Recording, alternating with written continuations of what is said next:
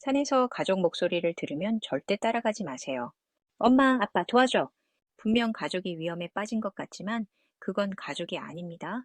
장산범입니다. 사람의 목소리를 완벽하게 흉내내는 호랑이. 조선시대부터 1970년대까지 계속 목격된 괴물. 그 목소리를 따라간 사람은 절대 돌아오지 못합니다. 장산범, 한자로 장산호, 긴산의 호랑이. 하지만 이건 일반 호랑이가 아닙니다. 첫째, 당신 어머니 목소리.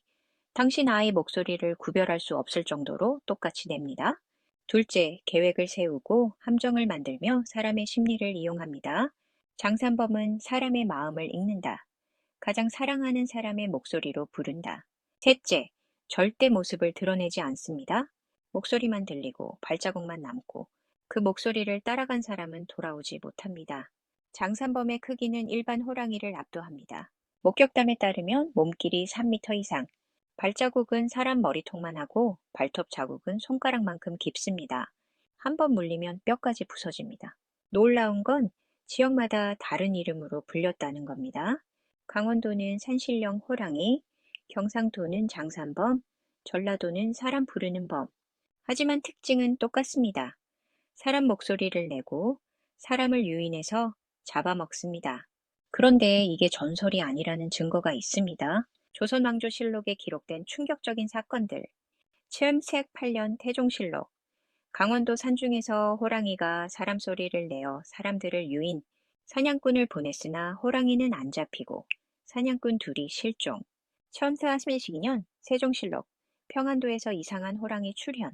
사람 목소리로 부르더니 마을 사람 5명이 산에 들어가 돌아오지 않음. 군사를 보내 수색했으나 뼈와 옷까지만 발견. 실록을 보면 무서운 패턴이 보입니다. 사람 목소리로 유인, 1명씩 실종, 수색하면 시신만 발견, 호랑이는 절대 안 잡힘. 1559년 중종실록, 경상도 산중에서 호랑이가 아이 울음소리, 어머니가 달려갔으나 돌아오지 않음. 아버지가 찾아갔으나 역시 실종. 마을 사람들이 수색해 2사람의 시신 발견했으나 호랑이는 못 찾음. 심각성을 깨달은 세종은 직접 명령을 내립니다. 산에서 가족 목소리를 들어도 절대 혼자 가지 말 것, 반드시 여럿이 함께 가고 무기를 지닐 것, 왕이 직접 백성에게 경고한 괴물. 조선 후기학자 이수강은 기록합니다. 산중에 범이 있어 사람 소리를 낸다? 이름하여 장산범. 이것은 오래 산 범이 영물이 되어 요술을 부리는 것. 750년 이규경의 기록은 더 충격적입니다. 장산범은 사람의 혼을 빼앗는다. 그 목소리를 듣는 순간 정신이 혼미해지고 무의식적으로 따라가게 된다. 이 괴물의 이야기는 여기서 끝나지 않습니다. 믿기 힘들지만 장산범은 현대까지 목격됐습니다. 1920년대 조선 총독부 산림과 보고서 강원도 산간 지역에서 호랑이가 사람 목소리를 내내는 현상이 보고됐습니다. 주민들은 장산범이라 부르며 두려워했습니다. 실제 피해 사례가 확인됐습니다.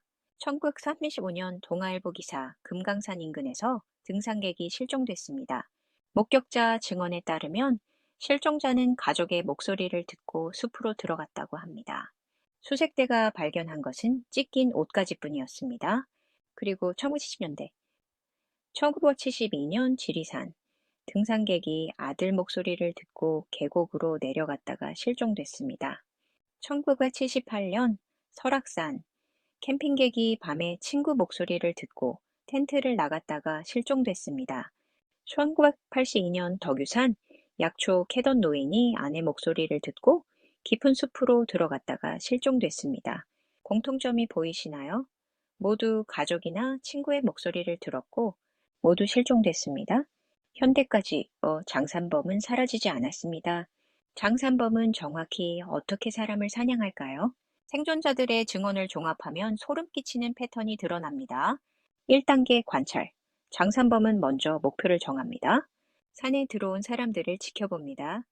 누가 리더인지, 누가 약한지, 누가 누구를 걱정하는지 모두 파악합니다. 한 생존자. 뒤에서 시선이 느껴졌습니다. 뒤돌아봐도 아무것도 없었죠. 나중에 생각해보니 장산범이 우리를 지켜보고 있었던 겁니다. 2단계 분리. 장산범은 절대 집단을 공격하지 않습니다. 일행 중 한 명의 목소리를 흉내냅니다. 야, 여기 좀 와봐! 이거 좀 도와줘. 자연스럽게 한 명이 떨어져 나옵니다. 3단계 유인. 분리된 사람을 더 깊숙이 유인합니다. 여기야, 조금만 더 따라가다 보면 어느새 일행과 멀리 떨어져 있고 길도 잃어버린 상태입니다. 하지만 진짜 공포는 이제부터입니다. 4단계 정신 교란. 이게 가장 무섭습니다. 장산범은 여러 사람의 목소리를 동시에 냅니다. 엄마, 아빠, 형. 사방에서 목소리가 들립니다. 피해자는 혼란에 빠집니다. 어디 누가? 방향 감각을 잃고 공황 상태가 됩니다. 5단계 공격. 피해자가 완전히 지치고 정신이 혼미해졌을 때 장산범이 나타납니다. 하지만 이미 늦었습니다. 도망칠 힘도 소리칠 힘도 남아있지 않습니다. 1965년 한 사냥꾼의 증언. 아들 목소리가 들렸습니다. 아빠, 도와줘. 달려갔습니다.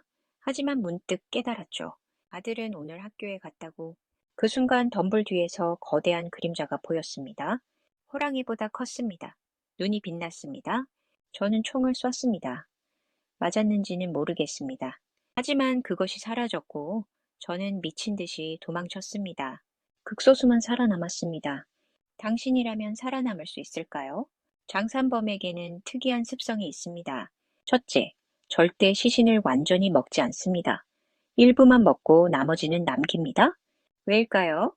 전문가들의 추측, 장산범은 공포를 먹는다. 시신을 남기는 것은 다른 사람들에게 공포를 주기 위함이다.